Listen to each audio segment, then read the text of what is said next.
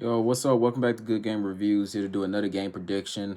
Um, Unfortunately, I'm doing yet another video on my phone. I don't like doing this method. I much rather record it, the normal way, but more technical difficulties. Uh, I promise, or at least I hope by the end of the season I can get this right. But let's go ahead and get into it.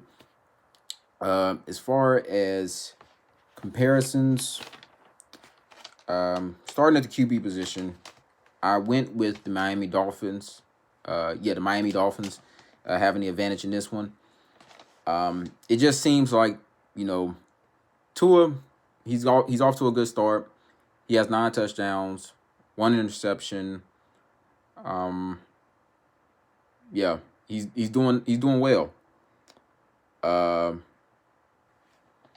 Now Brian Flores, he felt it necessary to move on from Ryan Fitzpatrick, even though he was kind of manageable or whatever. He thought it was necessary to move on with Tua. He thought it was time. Uh, it turns out he was right. Looking at Cam Newton on the flip side of this, um, it just hasn't really been what we would expect him coming in. We didn't expect Tom Brady numbers. Not even maybe like last year's Tom Brady numbers. We just expect this to be manageable. This has been anything but. He only has 5 touchdowns through the air, 10 interceptions, 11 rushing touchdowns. Uh, not even over 3,000 yards. Coming into coming near the end of the season. Hopefully he can get to that, but we're pretty much holding our breaths right now. Um, it's a lot of things that he has to clean up going into the off season, and whether he will be with the Patriots or not. Uh, I mean that's we can say that whatever we could discuss that if you want to. That's here or there, but as far as the advantage, I'm going with Miami on this one. It's just an obvious advantage right now. As far as running back, I'm going with the New England Patriots on this one. Uh, Miami over the season has lost a lot of depth at that position. They don't have Gaskins. Originally, when they started the season, they thought Jordan Howard was going to be a big part of their running game. That was a dud. So they've been lacking a lot in terms of being able to run the ball. They're averaging a little over a little over 3 yards to carry. Not good numbers. Um, that's I think that's going to be something they look towards when they're going into the off season, revamping that running game.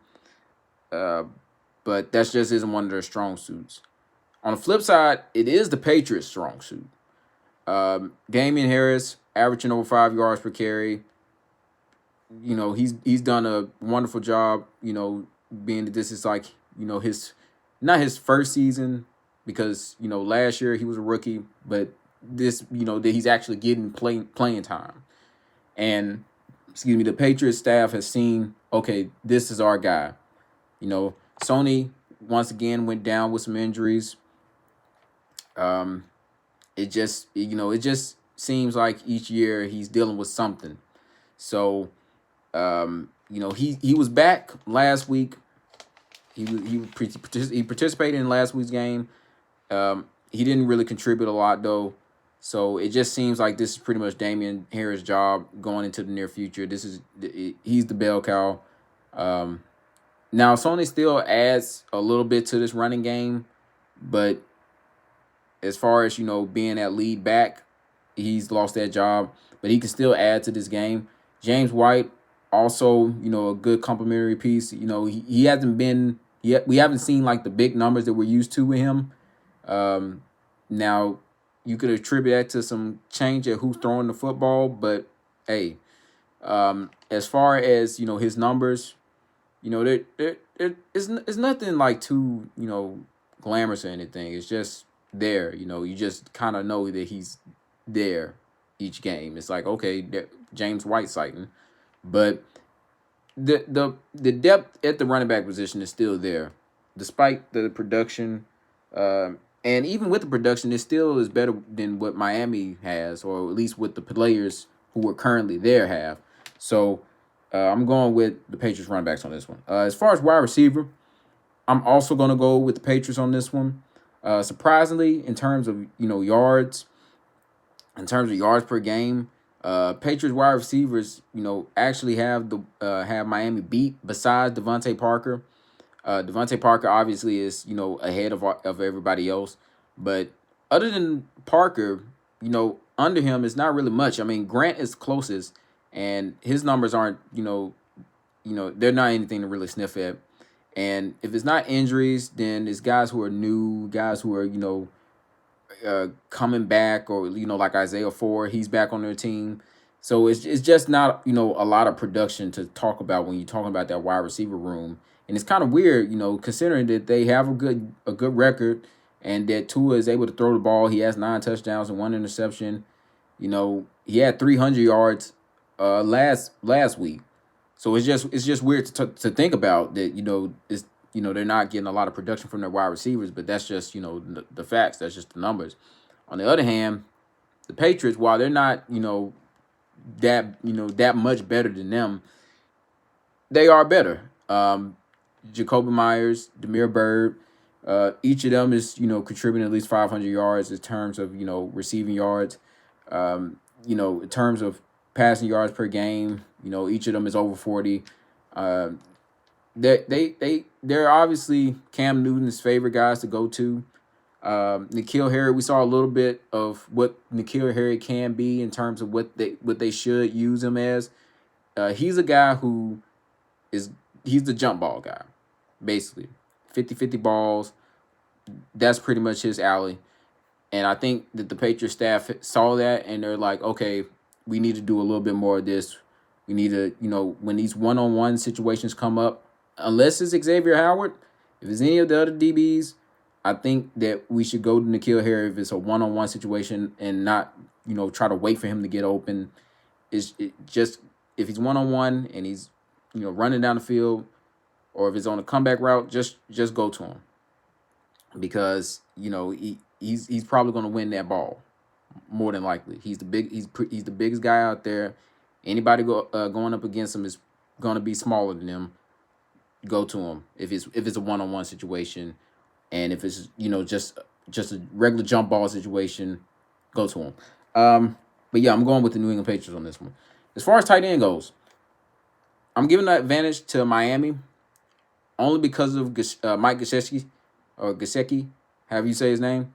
I'm sorry, but I'm going with them on that one. If he plays, now he is questionable for this game, so his status coming into this game is we don't know too much. He was kind of nicked up in that last game against the Chiefs. A lot of players actually nicked up in that last game against the Chiefs, but he was one of those names. A lot of big names, but that's just something to look out for.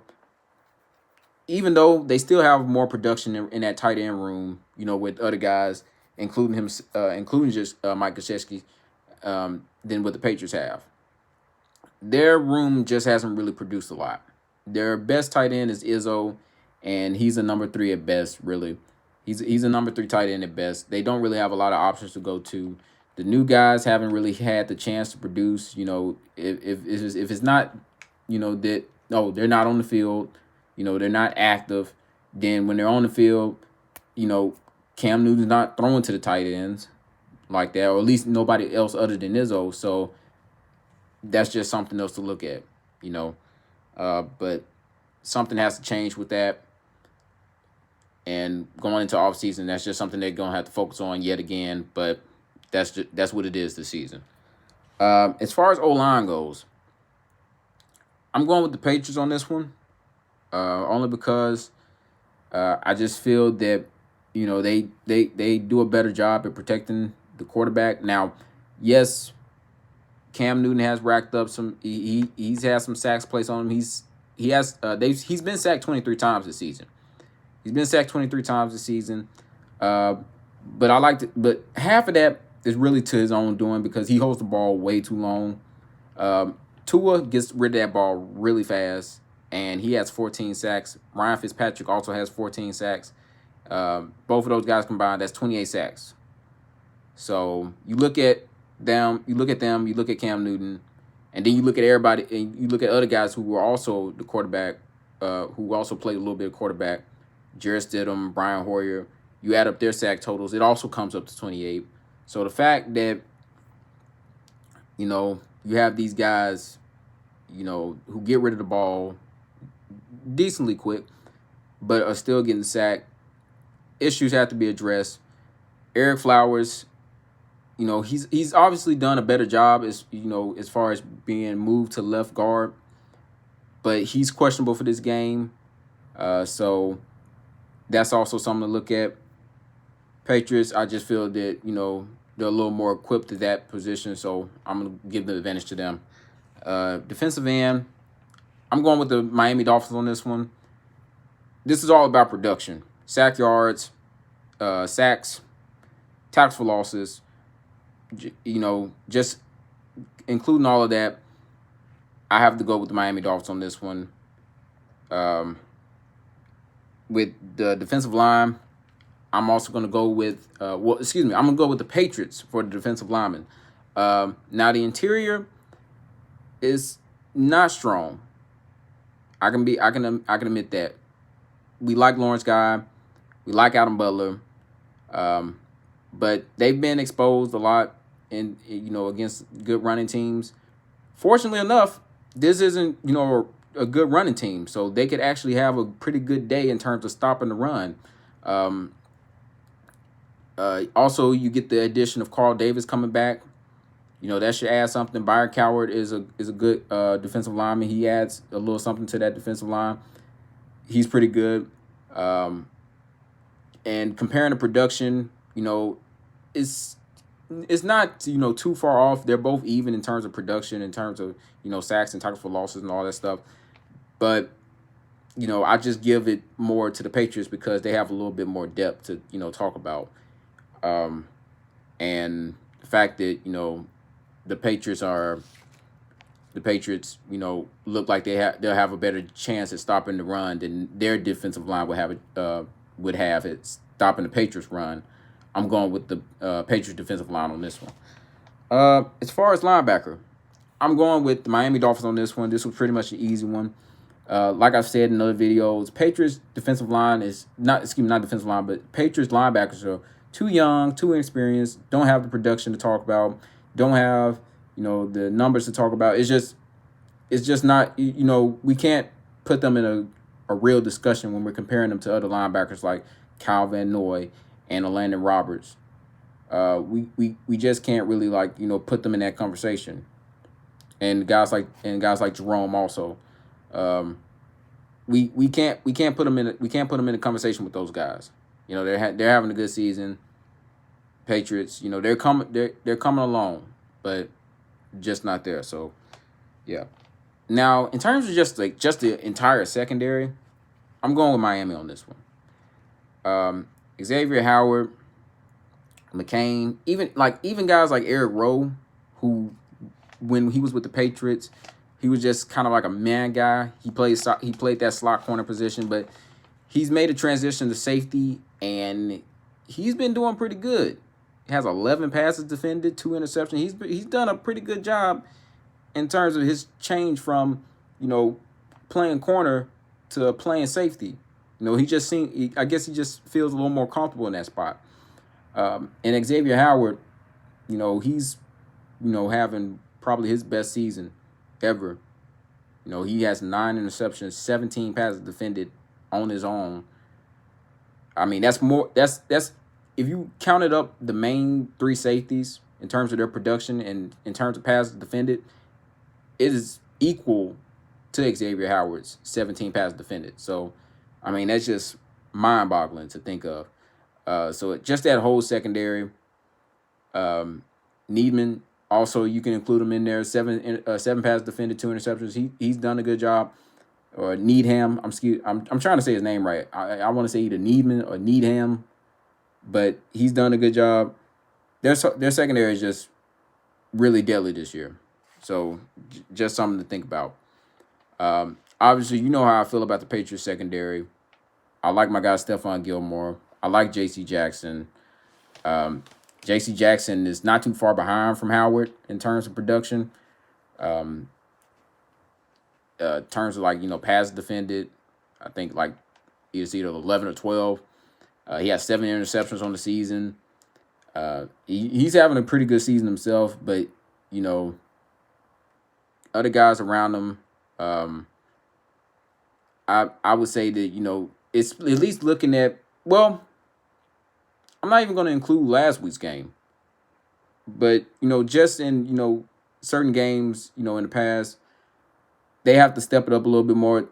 But they're coming along. Stephon Gilmore, he's coming. He's kind of coming back into form. He had a good game last week. He had a good game the week before last. He's getting more and more into that that defensive player of the year form that we were used to seeing last year. He's done a good job. Um, Jonathan Jones. I want to see. I don't know if it's a health thing, but we have to see how he does. Also, a new guy, Miles Bryant. Like what I'm seeing from him. He had an interception last week, so we can include all those guys. A lot of good names to talk about. I just think that the Miami Dolphins are doing something really good this year, and it just happens to outweigh what the Patriots are doing. And you can't really say that about a lot of teams. So give it to their secondary. As far as special teams go, I'm giving that to the Patriots. It wasn't like too far off. It was really close actually. Returning yards, kicking, being able to kick field goals, being able to kick punts. I mean, excuse me, extra points, punts, all of that. It was pretty close, but the Patriots kind of edged them out. As far as the special team goes, their numbers were just a little bit better. Um, I believe, in my opinion, that they're the best special teams unit in the league. But I mean, that's just me saying it. Um, as far as the last spot, coaching, I have to give some love to the Dolphins on this one. Brian Flores has done an amazing job this season. He's put his team in a position to go to the playoffs. They got the 7th seed. They got a winning record. You know, he's just done a really good job. Bill Belichick, look, Bill Belichick is Bill Belichick. He's always going to be Bill Belichick.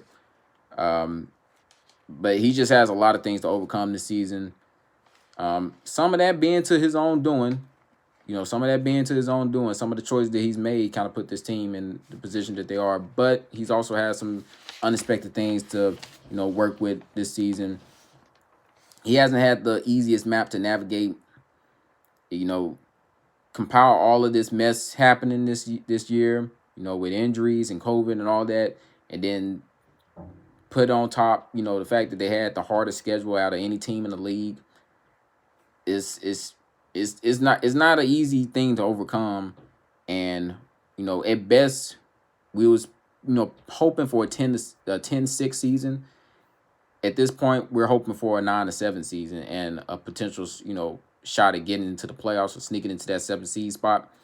But there's so many things that have to fall into place for that. And it all could have been avoided if this team was able to get some get some needed wins in games where I feel like they should have been the better team. I look back at the Broncos game where that was a game that should have been a win for this team, but wasn't. So just a lot of things that compiled over the season. But I got to give it to Brian Flores. He's done a better job. He's put his team in a better spot. I'm giving the advantage to him. You look at everything, line it all up. Obviously, the Dolphins have the more advantages on this list. However, this is looking like a trap game, kind of like with the Rams, not the Rams, but with the Chargers. They had a few more advantages than the Patriots, but this is kind of looking like a trap game only because the injuries being brought into this. A lot of big names on that Dolphin squad injured. Potential guys who might not suit up for that game. It's too many of them big names that are listed there to expect all of them to just be ready to go. And even so, they were pretty nicked up in that last game against the Chiefs. So they're not going to be at their full strength. So that's just something to look out for. And the Patriots just happen to be catching them at a good time, kind of like what they did last year. Except the roles were kind of reversed this year. So the Patriots just so happen to be catching them at a good time, and they can play spoiler. Uh, if I had to give a guess, I could say that the Patriots could, possibly, get this by maybe a field goal. Don't get me wrong; it's still going to be a close game, even with injuries factored into this. But yeah, I'm giving them a chance. At least by a field goal. Looking at the fact that they have guys coming back, potentially Carl Davis, maybe Julian Edelman. He was practicing this week. I don't know about his status. As far as at this time when I'm making the video, not sure about his status, but he was practicing this week. So some needed additions, and on the other side, some possible losses in terms of personnel. So I'm looking for the Patriots to pull off the upset for this game. Well, yeah. I mean, that's pretty much it. Like, comment, subscribe, all that good stuff. Next week we have the Buffalo Bills. That should be an exciting matchup. Buffalo Bills, obviously, they're pretty much a shoe-in to win the AFC East this year. Congratulations to them. But yeah, that's looking like that could be a pretty competitive game, and the Patriots they're gonna have to bring their all on that one as well as this game. So until next time, I'm out.